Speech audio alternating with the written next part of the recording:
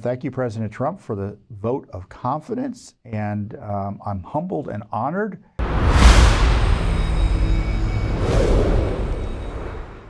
So I was honored last month to be reappointed by President Trump to the D.C. Commission on Judicial Disabilities and Tenure. Now, you may not know what that commission is, but it's an important commission here in the District of Columbia. I'm one of 7 members. And the commission essentially oversees the ethics and tenure of judges at the Superior and the District Court of Appeals. Here in Washington, D.C., it's an unusual setup compared to the states. We have federal judges that you all generally know about, but then there are judges who deal with cases at the at the city level or district level, handle most criminal cases, divorces, probate, civil actions, and things like that, kind of like your equivalent of state court judges. And what's unusual about those judges is that they are appointed by the president, confirmed by the Senate, and they have a term of 15 years. And after that term ends, they can be renewed for 15 more years, and our commission makes recommendations or renews those terms. It's a very, very unusual set of issues there. And on top of that, we also have the ability to remove judges for misconduct. So I was appointed first by President Trump to this commission in 2000. So my term ended this year, and the president renewed and reappointed me. So it's a distinct honor, obviously, to be appointed to anything by a president of the United States. So I will be part of a team or part of a group of commissioners advising now 3 presidential administrations, the first Trump administration, and then the Biden administration, and then now again the Trump administration on judicial issues and ethics issues here in the District of Columbia.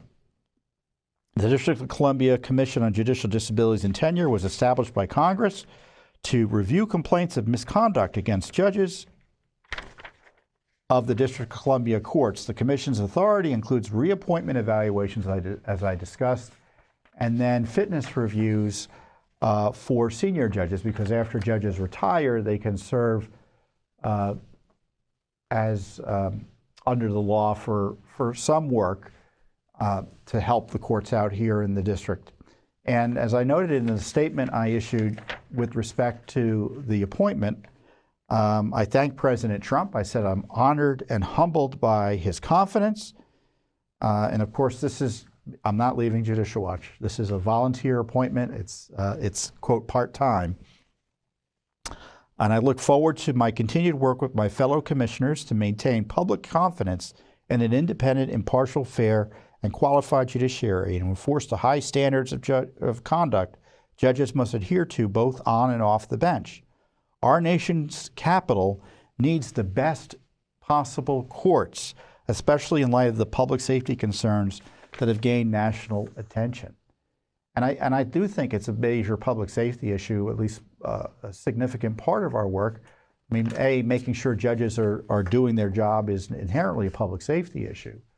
And I've taken stances against particular judges getting reappointed for 15 years because I've had concerns about their approaches on public safety. Now, I'm only one of 7 commissioners, so my stance has been a voice of one, essentially. The other commissioners include a federal judge appointed by the chief judge in the U.S. District Court. In this case, it's Chief Judge Boasberg. An appointee of the D.C. Bar, an appointee or 2 I'm losing track of the numbers here, an appointee or appointees of the D.C. Council, and then 2 appointees of the mayor. And so I've worked with all the commissioners. We don't share probably views much on politics, and sometimes on these judges, whether they should be renewed or not. But we do work hard to do the work we've been tasked with to ensure that judges are acting honestly and ethically. And it's a perfect fit, given my work at Judicial Watch on the very same issue. And as I said, it's a distinct honor to be appointed by the President of the United States to help police judges here in the District of Columbia. And there are many good judges here in the District of Columbia. One of the reasons we've got high crime rates here in the District of Columbia is in part because the D.C. Council has passed terrible laws, some of which have been turned back or they've retreated from. And the judges are kind of been overwhelmed by the resulting work from the laws passed by the D.C. Council. I've encouraged Congress to step in and fix it where possible, but we'll see what happens in the future. I know Congress has taken some more interest in the district recently, and of course the President has as well. So again, thank you, President Trump, for the vote of confidence, and I'm humbled and honored.